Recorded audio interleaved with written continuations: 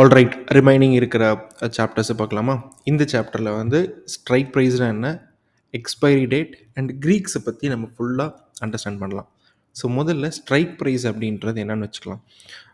So அந்த பழைய மாம்பழம் எக்ஸாம்பிள் எடுத்தால் நம்ம வந்து 10,000 ரூபாய்க்கு வாங்குகிறோம் அப்படின்னா, ஸோ அந்த 10,000 9,000க்கு நம்ம வந்து கான்ட்ராக்ட் போடுறோமா, ஆர் 11,000க்கு கான்ட்ராக்ட் போடுறோமா அப்படிங்கிற அந்த ப்ரைஸை சூஸ் பண்ணுறதுக்கு பேர் தான் வந்து ஸ்ட்ரைக் ப்ரைஸ். ஸ்ட்ரைக் ப்ரைஸில் வந்து எந்த எந்த ப்ரைஸில் நம்ம வந்து அந்த டீலில் என்டர் ஆகிறோம் அப்படின்றத சொல்கிறது. ஸோ ஒன்ஸ் நீங்கள் வந்து ஒரு ஸ்ட்ரைக் ப்ரைஸை சூஸ் பண்ணிட்டீங்கன்னா அதில் நீங்கள் வாங்கலாம், விற்கலாம், 2 ஆப்ஷனும் உங்களுக்கு இருக்குது. அது நான் உங்களுக்கு எப்படி பண்ணுறோம் அப்படின்றத நான் போக போக உங்களுக்கு சொல்கிறேன். அண்ட் இன்னொன்று விஷயம் என்னென்னா, ப்ரைஸ் வந்து மேலேயும் கீழேயும் போகும். ஆனால் ஸ்ட்ரைக் ப்ரைஸில் நீங்கள் டீல் என்டர் ஆகிட்டிங்கன்னா அது அதுக்கப்புறம் ஃப்ளக்சுவேட் ஆகாது. ஸோ அது வந்து ஃபிக்ஸ்டாக இருக்கும். ஃபார் எக்ஸாம்பிள் நீங்கள் 10,000 ருபீஸ்க்கு வந்து கான்ட்ராக்ட் சைன் பண்ணிட்டீங்க அப்படின்னா அந்த ப்ரைஸ் வந்து ஃப்ளக்சுவேட் ஆகாது. 10,000க்கு தான் நீங்கள் வந்து ஸ்ட்ரைக் ப்ரைஸ் சூஸ் பண்ணியிருக்கீங்க.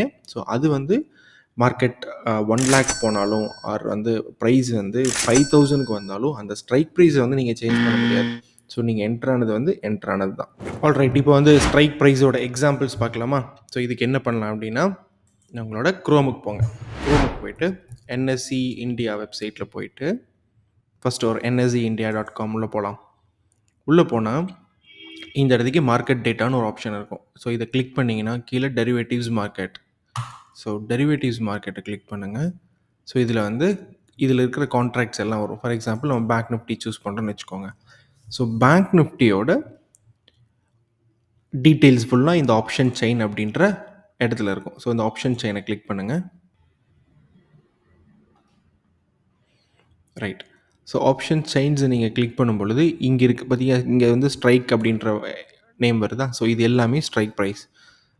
எவ்வளோலேருந்து இருக்குது? 39,000லேருந்து 56,000 வரைக்கும் இங்கே ஸ்ட்ரைக் ப்ரைஸ் கொடுத்துருக்காங்க. ஸோ இதுதான் ஸ்ட்ரைக் ப்ரைஸ். ஸோ இதை என்எஸ்சி வெப்சைட்டில் வந்து டேட்டாவோட அப்டேஷன் வந்து கொஞ்சம் ஸ்லோவாக இருக்கும். அதனால நம்ம என்ன பண்ணலாம் அப்படின்னா, நிறைய தேர்ட் பார்ட்டி சாஃப்ட்வேர்ஸ், நிறைய தேர்ட் பார்ட்டி வெப்சைட்ஸ் இருக்குது. அதில் ஒன் ஆஃப் த வெப்சைட் வந்து சென்சிபிள் ட்ரை பண்ணிங்க அப்படின்னா, ஸோ இதில் வந்து இன்னும் ஈஸியாக இருக்கும். ஸோ சென்சிபிளில் போய்ட்டு லாகின் பண்ணால் உங்களுக்கு வந்து இந்த ஸ்க்ரீன் வரும். ஓகே, இதில் அனலைஸ் ஆப்ஷன் செயின் அப்படின்னு இருக்கும். ஸோ இதில் வந்து உங்களுக்கு டேட்டாவோட அப்டேட் வந்து ரொம்ப ஃபாஸ்ட்டாக இருக்கும். அண்ட் மோரோவர் இன்னும் நிறைய டேட்டா வந்து உங்களுக்கு இங்கே கிடைக்கும். ஸோ இதில் பார்க்கலாமா? இப்போ இதில் பேங்க் நிஃப்டி நான் சூஸ் பண்ணியிருக்கேன். இதோட ஸ்ட்ரைக் ப்ரைஸ் பார்த்தீங்கன்னா இங்கே இருக்கிறது ஃபுல்லாமே ஸ்ட்ரைக் ப்ரைஸ். கரெக்ட்? இதுதான் பேங்க் நிஃப்டியோட ஸ்ட்ரைக் ப்ரைஸ். சப்போஸ் நிஃப்டி பார்க்கணும் அப்படின்னா நிஃப்டி போய் செக் பண்ணுங்கள். ஸோ நிஃப்டியில் இது எல்லாமே ஸ்ட்ரைக் ப்ரைஸ் 22,000, 22,700, 22,750. ஸோ நிஃப்டி வந்து 50 பாயிண்ட்ஸாக வந்து ஸ்ட்ரைக் ப்ரைஸ் இன்க்ரீஸ் பண்ணிட்டு போவாங்க. பேங்க் நிஃப்டியில் வந்து 100 பாயிண்ட்ஸாக இருக்கும். 47,700க்கு அப்புறம் 800, அப்புறம் 900, அப்புறம் 48,000 அப்படின்ட்டு இருக்கும்.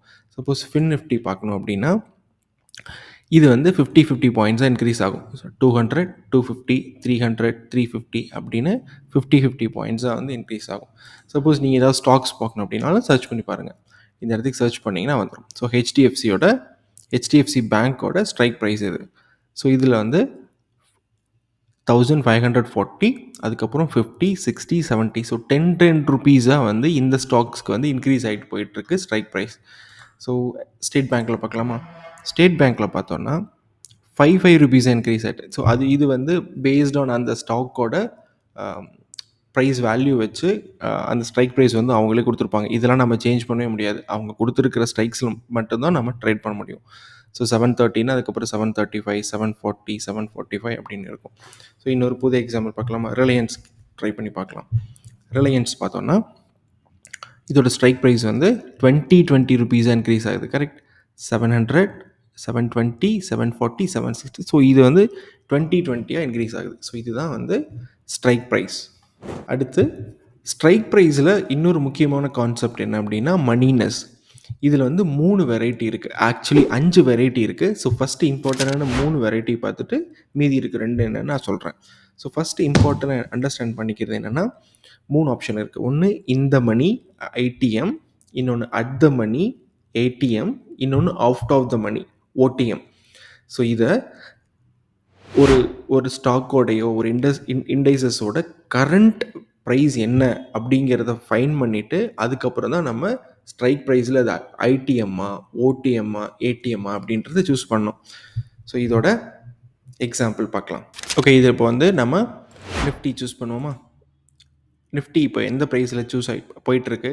22,753 ரேஞ்சில் ப்ரைஸ் ட்ரேட் ஆகிட்டுருக்கு. இப்போ மார்க்கெட் இல்லை, பட் லாஸ்ட்டாக இதுதான் வந்து க்ளோஸ் ஆகிருக்கு. ஸோ இப்போது இதில் அட் த மணி அப்படின்னா என்ன அப்படின்னா, கரண்ட்டாக ப்ரைஸ் எங்கே ட்ரேட் ஆகிட்டுருக்கோ அதுக்கு நியராக இருக்கிற வேல்யூ தான் வந்து நியராக இருக்கிற ஸ்ட்ரைக் ப்ரைஸ் தான் வந்து at the money. At the money. So இப்போது 753. ஸோ இதோட நியரஸ்ட் க்ளோஸ் வேல்யூ என்ன? 750. ஸோ அப்போது கால் சைடில் 22,750 அப்படின்றது தான் at the money. All right. இப்போ புட் சைடில் அட் த மணி என்ன அப்படின்னா 22,800. ஸோ இதுதான் வந்து புட் சைடில் அட் த மணி. ஏன்னா ப்ரைஸ் மேலேருந்து கீழே ஃபால் ஆயிருக்குன்னு வச்சுக்கலாம். ஸோ ப்ரைஸ் அப்போ எங்கேருந்து வந்திருக்கும்?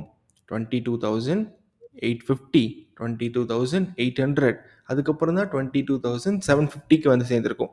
டு பி எக்ஸாக்ட் 22,753.80க்கு வந்திருக்கும். கரெக்ட்? அப்படின்னா 850, 800, அதுக்கப்புறம் தான் 750 வந்திருக்கும். ஸோ அப்போ 800 கடந்து தானே வந்திருக்கேன். ஸோ 800 அப்படின்றது தான் வந்து இந்த பர்டிகுலர் கரண்ட் சினாரியோவில் புட் சைடில் இந்த பக்கம் ரைட் சைடில் 22,800 தான் வந்து ஏடிஎம். கால் சைடில் இப்போ எதை க்ராஸ் பண்ணியிருக்கு? 22,753. அதோட க்ளோஸ்ட் வேல்யூ என்ன? 22,750. ஸோ இதுதான் வந்து at the money. Okay, so இந்த மணின்னு என்ன அப்படின்னா, இன்னும் என்ன உள்ள. ஸோ உள்ளே இருக்கிற மணி. எதுக்கு உள்ளே இருக்கிற மணி அப்படின்னு பார்த்தீங்கன்னா, கால் சைடில் ப்ரைஸ் எதை கடந்து வந்திருக்கு? 22,500, 550, 600, 650, 700, 750 இப்படியெல்லாம் ஒவ்வொன்றா ட்ராவல் ஆகி தானே வந்திருக்கும். ஸோ அப்போது கரண்ட் ப்ரைஸுக்கு உள்ளே இருக்கிற ஸ்ட்ரைக் எல்லாமே இந்த மணி. ஸோ இப்போது 700, 650, 600, 550 இது எல்லாமே வந்து இந்த மணி கால் சைடில். அப்போ புட் சைடில் 750க்கு முன்னாடி எங்கேருந்து வந்திருக்கும் ப்ரைஸ்? 800, 850 இதுலேருந்து தானே ப்ரைஸ் வந்திருக்கணும். ஸோ அப்படின்னா இது எல்லாம் தான் உங்களுக்கு இந்த மணி. புட் சைடில் இந்த மணி, கால் சைடில் இந்த மணினா இது. So most of the time நீங்கள் நான் பார்க்குற நிறைய வெப்சைட்டில் இந்த மணி எல்லாமே வந்து மோஸ்ட்லி எல்லோ கலரில் இருக்கும். எல்லோ கலரில் மார்க் பண்ணியிருப்பாங்க இந்த மாதிரி. ஸோ நம்மளோட இதில் போனாலும் ஸோ இது வந்து என்னது? பேங்க் நிஃப்டியா? ஸோ இது எல்லாமே இந்த மணிஸ் எல்லோ கலரில் இருக்கா? மோஸ்ட்லி எல்லா வெப்சைட்லேயும் இப்படி தான் இருக்கும். ஸோ இப்படி ஞாபகம் வச்சுக்கோங்க. ரைட்? ஓகே, ஸோ அடுத்து அவுட் ஆஃப் த மணி அப்படின்றத பார்க்கலாம். அவுட் ஆஃப் த மணி என்ன? கரண்ட் ப்ரைஸுக்கு வெளியே இருக்கிற மணி. கரெக்ட்? ஸோ கரண்ட் ப்ரைஸ் என்ன? 22,750. ஸோ இதுக்கு அவுட் ஆஃப் வெளியே என்னென்ன ஸ்ட்ரைக் இருக்குது? 22,800, 850, 900, 950. கால் சைடில் இது எல்லாமே வந்து out of the money. Put சைடில் 750க்கு முன்னாடி இருக்கிற எல்லா ஸ்ட்ரைக்கும் அவுட் ஆஃப் த மணி. 700, 650, 600, 550 இது எல்லாமே வந்து out of the money. Okay, so இந்த மணினா கரண்ட்டாக ட்ரேட் ஆகிட்டு இருக்கிற ப்ரைஸுக்கு க்ளோஸ் வேல்யூ தான் வந்து அட் த மணி. அட் த மணின்றது வந்து கரண்ட்டாக ட்ரேட் ஆகிட்டு இருக்கிற ப்ரைஸில் இருக்கிற ஸ்ட்ரைக் தான் வந்து அட் த மணி. இந்த மணினா அதுக்கு உள்ள ட்ரேட் ஆகிட்டு இருக்கிற ஸ்ட்ரைக்ஸ் எல்லாம் வந்து இந்த மணி. ஸோ இதில் வந்து மோஸ்ட்லி எல்லாமே வந்து எல்லோ கலர்ஸில் இருக்கும். ஸோ அவுட் ஆஃப் த மணி அப்படின்றது கரண்ட்டாக ட்ரேட் ஆகிட்டு இருக்கிற ப்ரைஸுக்கு வெளியே இருக்கிற ப்ரைஸ் எல்லாம் வந்து out of the money. So call சைட்னா இதெல்லாம் out of the money, put சைட்னா இதெல்லாம் அவுட் ஆஃப் த மணி. அடுத்து ஆப்ஷன் ட்ரேடிங்கில் முக்கியமாக அண்டர்ஸ்டாண்ட் பண்ண வேண்டிய விஷயம் வந்து எக்ஸ்பைரி டேட். இதில் இண்டைசஸ் அப்படின்னா weekly expiry and monthly expiry இருக்குது. ஸ்டாக்ஸில் மந்த்லி எக்ஸ்பைரி மட்டும்தான் இருக்குது.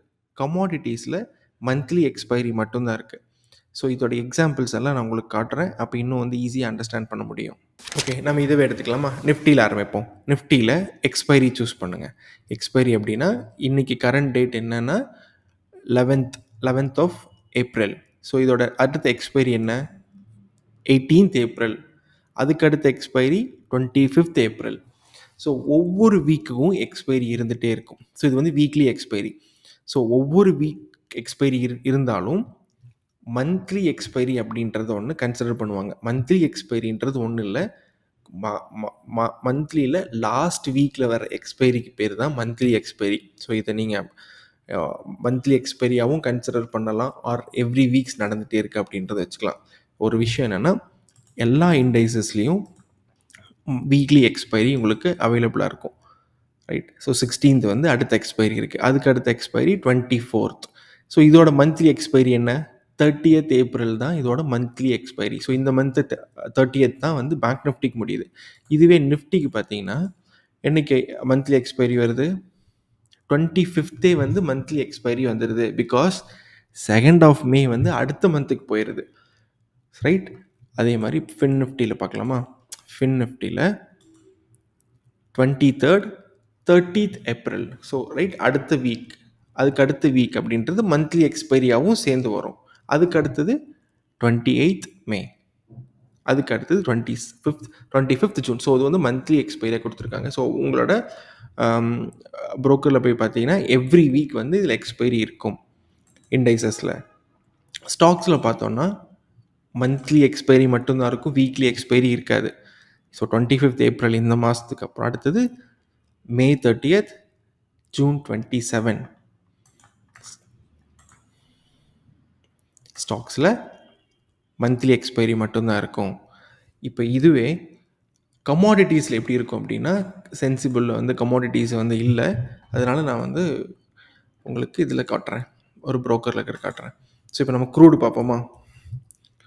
க்ரூடோட எக்ஸ்பைரி பார்க்கலாம். க்ரூடோட எக்ஸ்பைரி எப்படி இருக்குது? April 19th, அதுக்கப்புறம் May 20th. ஸோ இது வந்து இப்படி தான் பார்க்கணும். Crude oil 19th April 2024, 20th May 2024, crude oil 18th June 2024. அப்படி தான் இதை படிக்கணும், ஓகே? ஸோ இதுதான் வந்து க்ரூட் ஆயிலோட எக்ஸ்பைரி. ஸோ சில்வரோட எக்ஸ்பைரி பார்க்கலாமா? சில்வரோட எக்ஸ்பைரி எப்போல்லாம் வருது? June 3rd May, silver 3rd May 2024. அதுக்கு அடுத்தது சில்வர் 5th July 2024. ஸோ இதெல்லாம் தான் உங்களுக்கு எக்ஸ்பைரி டே. உங்களோட புரோக்கரில் போய் பார்த்தீங்க அப்படின்னா, வெதர் நீங்கள் ஜெரோதா யூஸ் பண்ணுறீங்க, ஆஞ்சல் ஒன், எந்த புரோக்கரில் இருந்தாலும் மோஸ்ட்லி இந்த மாதிரி தான் இருக்கும். ஸோ இப்போ நீங்கள் பேங்க் நிஃப்டி இங்கே சூஸ் பண்ணோம் அப்படின்னா என்ன பண்ணலாம்? பேங்க் நிஃப்டி அவ்வளோ கொடுத்துக்கலாம், பேங்க் நிஃப்டின்னு போயிட்டு, ஸோ இது எப்படி படிக்கலாம்? பேங்க் நிஃப்டி 24 April 2024 அப்படின்றத நீங்கள் படிக்கணும். ஸோ இப்போது இதில் சூஸ் பண்ணலாமா? பேங்க் நிஃப்டி 16th April 2024, 44,000 கால், கரெக்ட்? ஸோ இப்படி தான் நீங்கள் இதை வந்து சூஸ் பண்ணணும் எக்ஸ்பைரி டேட்டை. அடுத்து ஒரு ரொம்ப கஷ்டமான டாபிக் அப்படின்னா என்னென்னா க்ரீக்ஸ். ஆப்ஷனில் க்ரீக்ஸ் தான் வந்து ரொம்ப கஷ்டமான டாபிக். பட் நம்மளால் எவ்வளோ சிம்பிளாக அதை அண்டர்ஸ்டாண்ட் பண்ண முடியுமோ அது மட்டும் பண்ணிக்கலாம். சரி, நிறைய க்ரீக்ஸ் இருக்குது, நம்ம எது இம்பார்ட்டனோ அதை மட்டும் பார்த்துக்கலாம். ஸோ ஆப்ஷன் ட்ரேடிங்கில் Greeks are the set of value that measures how sensitive and option price is to various changes in the market. So இந்த ப்ரைஸ், ஆப்ஷன் ப்ரைஸ் வந்து மூவ் ஆகுது இல்லையா? ஸோ அதுக்கு முக்கியமான ஃபேக்டரே வந்து க்ரீக்ஸ் தான். ஸோ நீங்கள் க்ரீக்ஸ் அண்டர்ஸ்டாண்ட் பண்ணிட்டீங்க அப்படின்னா ஆப்ஷன் ப்ரைஸ் எப்படி மூவ் ஆகுது அப்படிங்கிற ஒரு ஐடியா வரும். நிறைய க்ரீக்ஸ் இருக்குது, நான் சொன்ன மாதிரி டெல்டா, காமா, தீட்டா, வேகா, ரோ அப்படின்னு நம்ம மெயினாக வந்து இந்த 3 மட்டும் பார்க்கலாம்.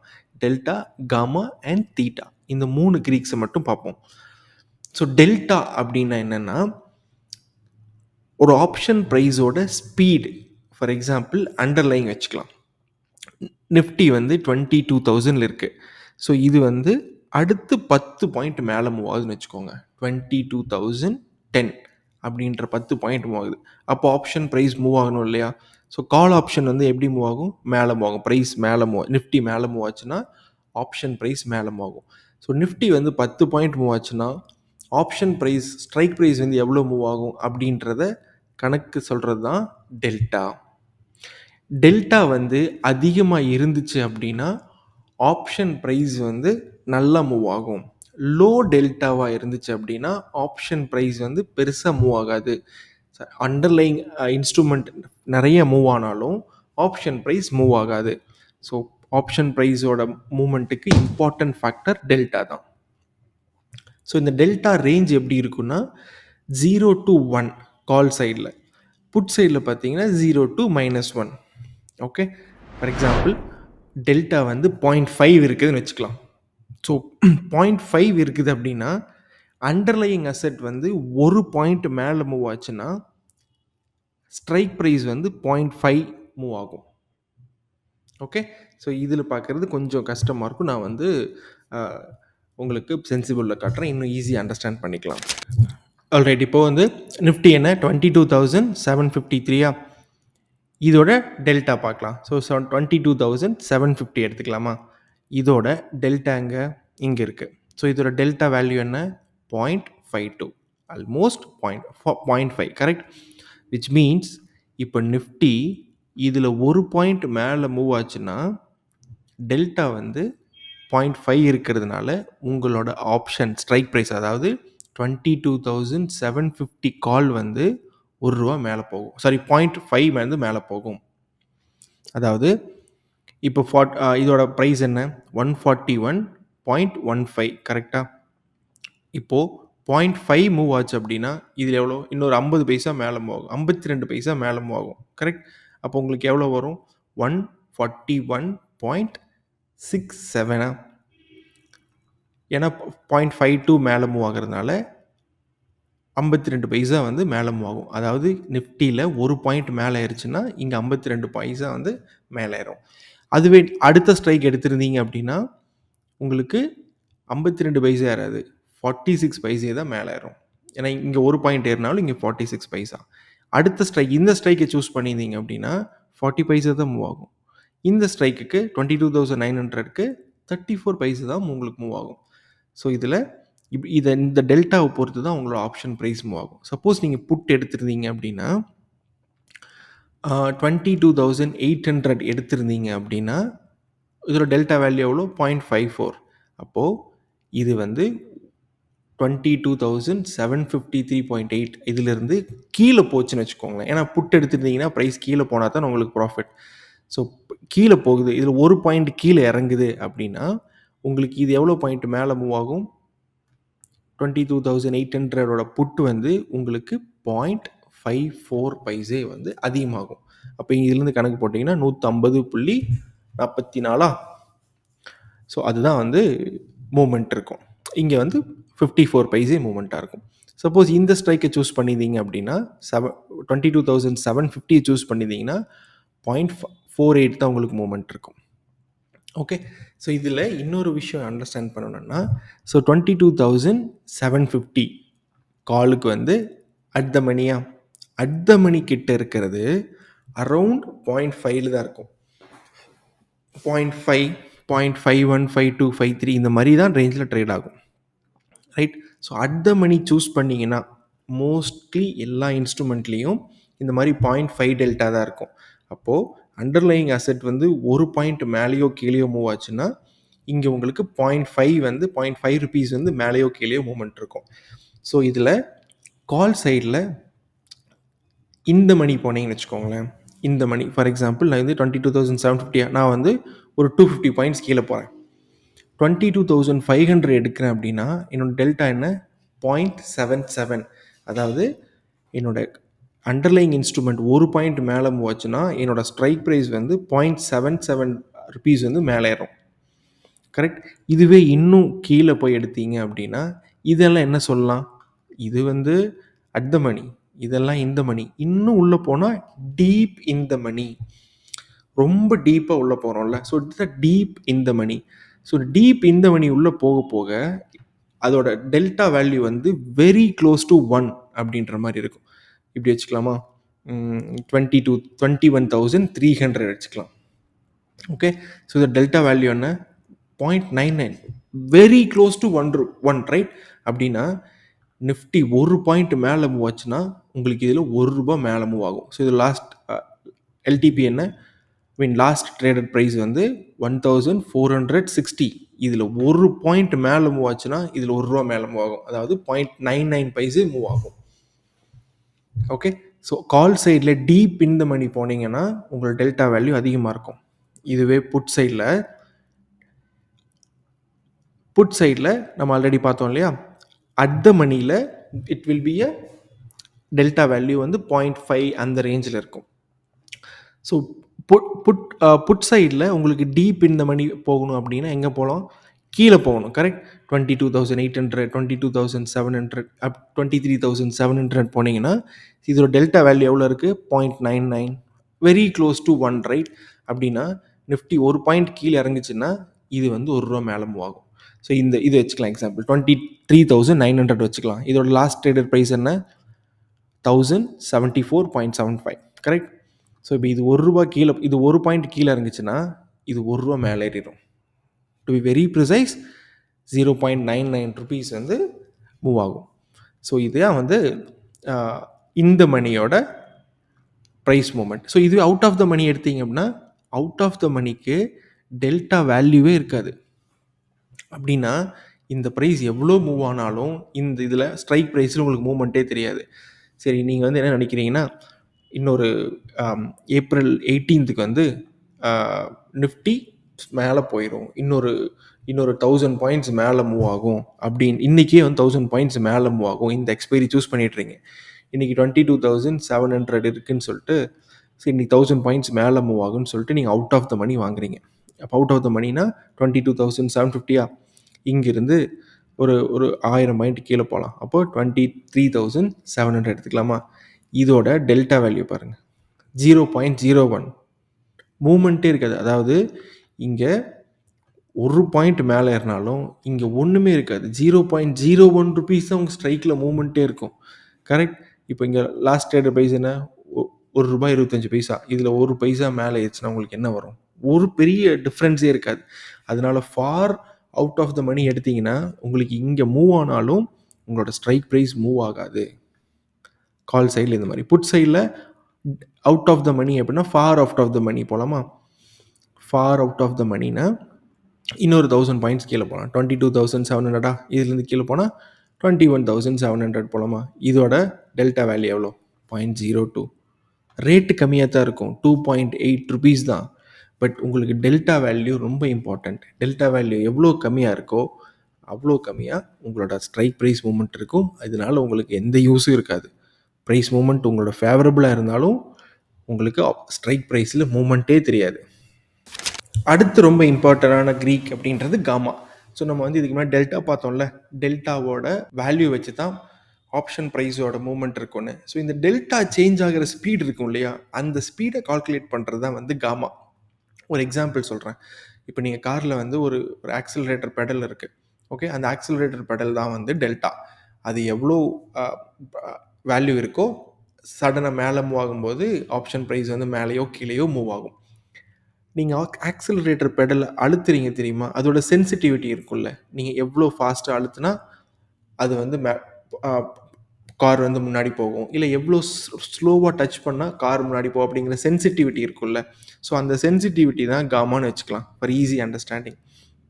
ஓகே, ஸோ காமா அதிகமாக இருந்துச்சுன்னு வச்சுக்கோங்களேன், டெல்டாவோட வேல்யூ வந்து அதிகமாக இன்க்ரீஸ் ஆகும். சப்போஸ் காமாவோட வேல்யூ ரொம்ப கம்மியாக இருந்துச்சுன்னா டெல்டா வந்து அதிகமாக இன்க்ரீஸ் ஆகாது, கிட்டத்தட்ட அப்படியே ஸ்டாக்னண்ட்டாக ஒரே இடத்துல இருக்கிற மாதிரி தான் இருக்கும். லோ காமா வந்து நான் சொன்ன மாதிரி அண்டர்லைங் அசெட் வந்து மேலே மூவ் ஆகோ இல்லை கீழே மூவ் ஆனாலும் ஆப்ஷன் டெல்டாவோட வேல்யூ வந்து பெருசாக மூவ் ஆகாது. அதுக்கு காரணம் வந்து லோ காமாவாக இருக்கலாம். ஸோ இதை பார்க்கலாமா என்னென்னு. ஓகே, இதே எக்ஸாம்பிள் வச்சுக்கலாம். 22,500. ஓகே, இது டெல்டா என்ன, 0.5. இதோட காமா என்னன்னு பார்த்தீங்கன்னா 0.0012 அப்படின்னு இருக்கும். ஸோ இதுதான் காமாவோட வேல்யூ. ஸோ இந்த காமா அதிகமாக வேல்யூ இருந்துச்சுன்னா இந்த டெல்டாவோட வேல்யூ வந்து டக்குன்னு இன்க்ரீஸ் ஆகும். உங்களுக்கு ரொம்ப கம்மியாக இருந்துன்னு வச்சுக்கோங்களேன், இது பாருங்கள், இந்த மாதிரி 0.001, 002 அப்படின்னு இருந்துச்சுன்னா இந்த வேல்யூ வந்து சீக்கிரமாக வந்து மூவ் ஆகவே ஆகாது, இந்த டெல்டாவோட வேல்யூ. ஸோ இப்போ இருக்கிறதுலே வந்து காமாவோட வேல்யூ எதுக்கு அதிகமாக இருக்குது, அட் த மணிக்கு தான் அதிகமாக இருக்குது. நம்ம எக்ஸ்பைரி சேஞ்ச் பண்ணலாமா. நான் வந்து 25th ஏப்ரல் வைக்கிறேன். ஸோ இப்போ இதில் அட் த மணி போகலாம். இப்போ பார்த்தீங்கன்னா காமாவோட வேல்யூ இதில் கம்மி. இந்த காமாவோட வேல்யூ எப்போ இன்க்ரீஸ் ஆகும் அப்படின்னா, எக்ஸ்பைரிக்கு பக்கத்தில் வர வர வர உங்களுக்கு காமாவோட வேல்யூ அதிகமாயிட்டு இருக்கும். இப்போது நம்ம இன்னும் கொஞ்சம் தள்ளி போகலாம். மே 2க்கு போகலாம். இப்போ காமா வேல்யூ என்ன ஆயிருக்கணும்? இன்னும் குறைஞ்சிருக்கணும். கரெக்ட். ஆமாம். இதுக்கு முன்னாடி 0.0008 இருந்துச்சா? இப்போ 7 இருக்குது. கரெக்ட். இப்போ இன்னும் தள்ளி போகலாம். இப்போ என்ன ஆயிருக்கணும்? இன்னும் குறைஞ்சிருக்கணும். கரெக்ட். 4 வந்துடுச்சா?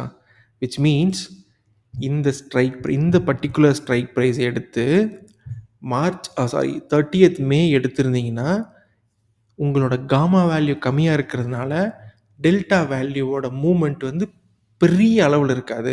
வென் கம்பேரிங் இந்த எக்ஸ்பைரி கம்பேர் பண்ணி இந்த ஸ்ட்ரைக் எடுத்திருந்தீங்கன்னா, இது வந்து 0012. அதுக்கு முன்னாடி பார்த்தது 0004. அப்போ இந்த ரெண்டும் கம்பேர் பண்ணிங்கன்னா, இந்த பர்ட்டிகுலர் எக்ஸ்பைரியில் இருக்கிற 18th ஏப்ரலில் அட் த மணியோட டெல்டா ப்ரைஸ் வந்து சீக்கிரமாக இன்க்ரீஸ் ஆகும்.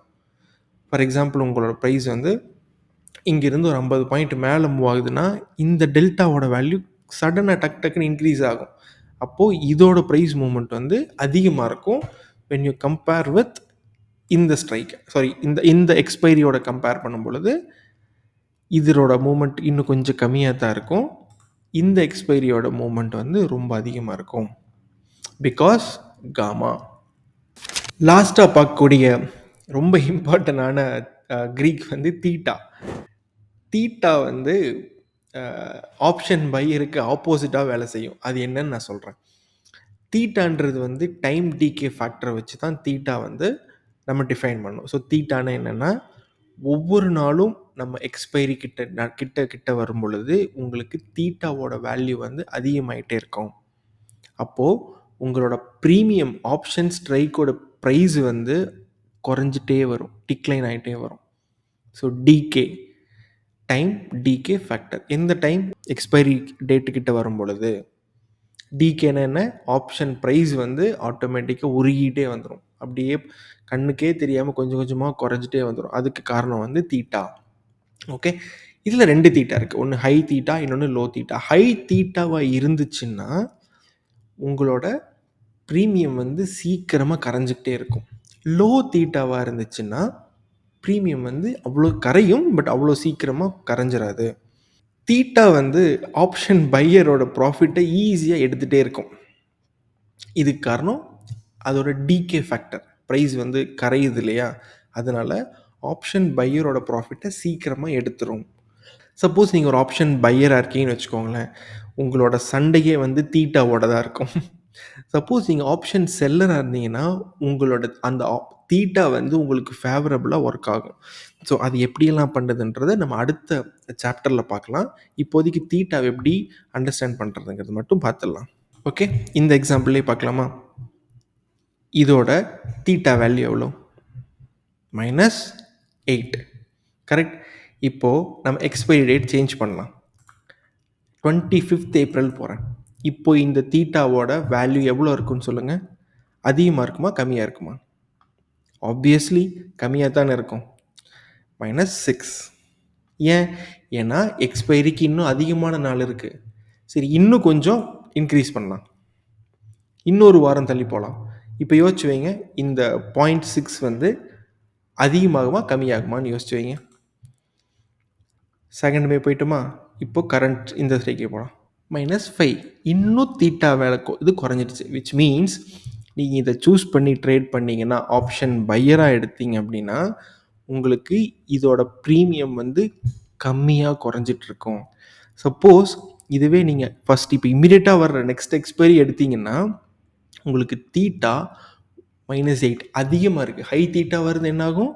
உங்களுக்கு இந்த ப்ரீமியம் இந்த ரேட்டு வந்து டக்குன்னு குறைஞ்சிட்டே வரும். பிகாஸ் இந்த தீட்டா அதிகமாக இருக்கிறதுனால. ஏன் இது குறையுது சீக்கிரம்? எக்ஸ்பைரி நமக்கு ரொம்ப கிட்ட இருக்கிறதுனால. இதே எக்ஸ்பைரி ரொம்ப தூரத்துக்கு போனால் இப்படி பார்க்கலாமா? ஒரு 250 நாள் தள்ளி போகிறேன். இப்போ இந்த தீட்டா என்ன இருக்கும் சொல்லுங்கள்? ஒன்றுமே இருக்காது. ரொம்ப ரொம்ப ரொம்ப கம்மியாக இருக்கணும். கரெக்ட். 24,000 எடுத்துக்கோங்க. ரவுண்ட் நம்பர் தான் இருக்குது. 23,000 24,000. ஸோ 23,000 எடுத்துட்டா -1.8. அப்படின்னா தீட்டாவோட வேல்யூவே ரொம்ப ரொம்ப ரொம்ப கம்மின்னு அர்த்தம். கரெக்ட். அதுதான் இதில் மேட்ரு. ஆப்ஷன்ஸுங்கிறது ஒரு பெரிய கடல். அத பேசினா பேசிக்கிட்டே தான் இருக்கலாம். இன்னும் நம்ம வந்து வேகா, ரோ அப்படின்ற க்ரீக்கெல்லாம் பார்க்கல. அது நமக்கு தேவையில்லைன்னு சொல்லி நான் விட்டுட்டேன். ரொம்ப இம்பார்ட்டண்டான க்ரீக்ஸை மட்டும் தான் பார்த்துருக்கோம். நெக்ஸ்ட் சாப்டரில் வந்து ஓப்பன் இன்ட்ரெஸ்ட்னா என்ன, change in open interest and option buyer and option செல்லரை பற்றி இன்னும் டீட்டெயில்டாக பார்க்கலாம். ஸோ இந்த சாப்டரும் இதுக்கு முன்னாடி இந்த சாப்டர் 1ம் இன்னும் ரொம்ப அதிகமான வேல்யூ உங்களுக்கு ஆட் பண்ணியிருக்கும்னு நம்புகிறேன். And if you want to add more comments இதை பற்றி, இந்த சாப்டர் பற்றி, இந்த கமெண்ட் செக்ஷனில் வந்து உங்களோட ஃபீட்பேக்கை, உங்களோட கமெண்ட்ஸை மட்டும் கொடுங்க. அண்ட் இது எனக்கு ஃபர்தராக நெக்ஸ்ட்டு எழுத போகிற சாப்டருக்கு எனக்கு ரொம்ப ஹெல்ப்ஃபுல்லாக இருக்கும். And I wish you all the best. Next சாப்டரில் பார்க்கலாம். அது வரைக்கும் நன்றியும் அன்பும்.